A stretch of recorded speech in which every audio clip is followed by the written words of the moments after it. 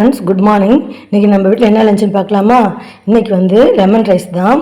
பாப்பா வந்து தயிர் சாதம் கேட்டாங்க. தம்பியை கேட்டால் சாம்பார் சாதம்னாரு. சாம்பார் வந்து புரட்டாசி சனி அமாவாசை கண்டினியூஸாக சாம்பார் வைக்கணும்.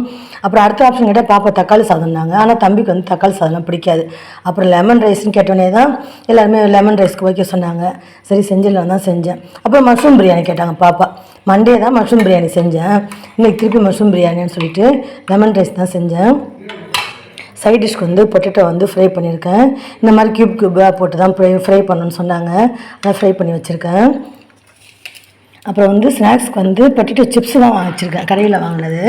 நான் வந்து சுண்டல் செஞ்சு தரமானேன். அவங்க என்ன சொல்கிறாங்கன்னா ஈவினிங் தான் வருவாங்களாம். ஈவினிங் பஸ்ஸில் வரும்போது தான் அந்த ஸ்நாக்ஸே சாப்பிடுவாங்களாம். அப்போ நல்லா இருக்காதுமா நாங்கள் இதுக்கே நான் தாளிக்க மாட்டேன். உப்பு போட்டு வேக வச்சு அப்படியே நல்லா தண்ணி வடிகட்டிட்டு ட்ரை ஆக்கி தான் வைப்பேன். ஆனால் அதுவே வேணாம்னு சொல்லிட்டாங்க.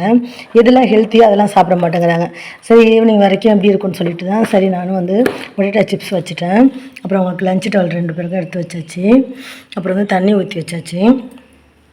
இங்கே வந்து ஹஸ்பண்டுக்கு கொஞ்சம் ஒயிட் ரைஸ் எடுத்து வச்சாச்சு தயிர் போட்டு சாப்பிட்றதுக்காக. இது வந்து என்னென்னா நார்த்தங்காய் உப்பு ஊறுகாய் இந்த மாதிரி சின்ன சின்ன பீஸாக கட் பண்ணி ஒரு பாக்ஸில் போட்டு ஆஃபீஸில் வச்சுக்கிறதுக்கு கொடுத்து அனுப்புவேன். நேற்று காலி ஆகிடுச்சின்னு சொல்லிட்டு பாக்ஸ் எடுத்துகிட்டு வந்தாங்க, கழுவி வச்சுருந்தேன். இன்றைக்கி அதே மாதிரி ஒரு 2 நார்த்தங்காய் ஊறுகாவே பிச்சு வச்சுருக்கேன்.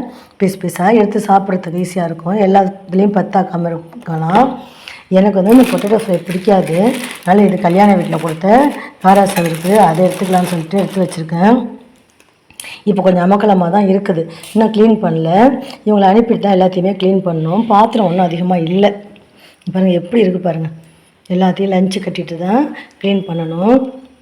இங்கே வந்து தண்ணி குடிக்கிற தண்ணி தீர்ந்துருச்சு, போட்டிருக்கோம். இங்கே வந்து பால் கொஞ்சம் மீந்துருச்சு, அது சாயந்தரம் வரைக்கும் தான் வீணாக போயிடும். சரி இஞ்சி ஏலக்காய் தட்டி ஒரு டீ போடுறேன், நம்ம ஸ்கூலுக்கு எடுத்து போயிடலான்னு சொல்லிட்டு பூஜை சாமான்லாம் எடுத்து வச்சுருக்கேன். அதெல்லாம் வந்து க்ளீன் பண்ண முடியாது, ஈவினிங் வந்து க்ளீன் பண்ணலாம். இப்போ வந்து கொஞ்சம் பூஜை ரூம்லாம் க்ளீன் பண்ணிவிட்டு இந்த மேடையெல்லாம் அவங்க டீப் க்ளீன் பண்ணிவிட்டு போகலான்ட்டு இருக்கேன். அதுக்கப்புறம் இங்கே வந்து சாதம் வடித்த குக்கர் வந்து ஊற வச்சுருக்கேன். நான் என்ன பண்ணுவேன்னா இந்த அக்வா வாட்டர் போடும்போது நிறைய தண்ணி வந்து வேஸ்ட் ஆகுது பார்த்தீங்களா. அந்த சமயம் எப்போ அக்வா வாட்டர் போடணும் இந்த மாதிரி ஏதாவது ஊற வைக்கணும் பாத்திரம் அப்படின்னா போடுவேன். பாருங்களேன் இது ஃபுல்லாக தண்ணி வந்திருக்கு பார்த்தீங்களா. அது மாதிரி இந்த மாதிரி ஊற வைக்கணும் அப்போ தான் போடுவேன். அப்புறம் வந்து அந்த தண்ணி வேஸ்ட்டாக போகாதுல்ல. இதுதான் இன்றைக்கி நம்ம வீட்டில் காலையில் வேலை. இன்றைக்கி வியாழக்கிழமை, நாளைக்கு வெள்ளி, சனிக்கிழமை புரட்டாசி சனி, சண்டே வந்து அமாவாசை கண்டினியூஸாக அதனால் கொஞ்சம் மேடையெல்லாம் டீப் க்ளீன் பண்ணிவிட்டு போகலான்னு சொல்லிட்டு இருக்கேன். நீங்கள் யாருமே எனக்கு வந்து கமெண்ட்ஸ் பண்ண மாட்டேங்க. எனக்கு ஒரு டவுட் வந்துடும், கமெண்ட்ஸ் வந்து ஆஃபில் இருக்கான்னு நான் செக் பண்ணுவேன், ஆனில் தான் இருக்கும். ஏன் கமெண்ட்ஸ் பண்ண மாட்டேங்கன்னு தெரில. ப்ளீஸ் எனக்கு லைக் பண்ணுங்கள், கமெண்ட்ஸ் பண்ணுங்கள், ஷேர் பண்ணுங்கள், சப்ஸ்கிரைப் பண்ணுங்கள், பெல் பண்ண ப்ரெஸ் பண்ணுங்கள். அப்போ தான் நான் போகிற வீடியோ உடனுக்குடன் நோட்டிஃபிகேஷன் வரும். Thank you friends, by.